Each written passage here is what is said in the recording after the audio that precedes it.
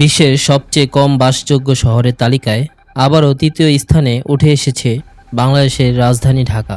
British গবেষণা প্রতিষ্ঠান economist intelligence unit EIU প্রকাশিত গ্লোবাল লাইভেবিলিটি ইন্ডেক্সড 2026-এ 173টি শহরের মধ্যে ঢাকার অবস্থান 171তম। প্রতিবেদন অনুযায়ী 100 নম্বরের মধ্যে ঢাকা পেয়েছে মাত্র 42।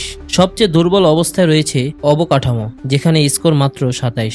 এছাড়া স্বাস্থ্যসেবা, পরিবেশ এবং নগর ব্যবস্থাপনাতেও ঢাকার ফল আশানুরূপ নয়। শিক্ষাখাতে তুলনামূলক ভালো স্কোর থাকলেও সামগ্রিকভাবে রাজধানীর বাসযোগ্যতা এখনও অনেক পিছিয়ে। তালিকায় ঢাকার নিচে রয়েছে কেবল দুটি শহর, লিবিয়ার রাজধানী ত্রিপলি এবং যুদ্ধবিধ্বস্ত সিরিয়ার রাজধানী দামেস্ক। অন্যদিকে বিশ্বের সবচেয়ে বাসযোগ্য শহরের শীর্ষ স্থান ধরে রেখেছে ডেনমার্কের রাজধানী কোপেনহেগেন। টানা দ্বিতীয়বারের মতো শহরটি এই অবস্থান ধরে রেখেছে। দ্বিতীয় অবস্থানে রয়েছে অস্ট্রিয়ার ভিয়েনা এবং তৃতীয় স্থানে অস্ট্রেলিয়ার মেলবোর্ন। বিশেষজ্ঞদের মতে যানজট, বায়ু দূষণ, অপরিকল্পিত নগরায়ন, দুর্বল অবকাঠামো এবং স্বাস্থ্যসেবার সীমাবদ্ধতাই ঢাকার কম স্কোরের প্রধান কারণ। গত কয়েক বছর ধরেই বাসযোগ্যতা সূচকে রাজধানীর অবস্থান ক্রমাগত নিচের দিকে নেমে যাচ্ছে। তবে আশার কথা হলো সঠিক নগর পরিকল্পনা, উন্নত গণপরিবহন, দূষণ নিয়ন্ত্রণ এবং আধুনিক অবকাঠামো গড়ে তোলার মাধ্যমে ঢাকাকে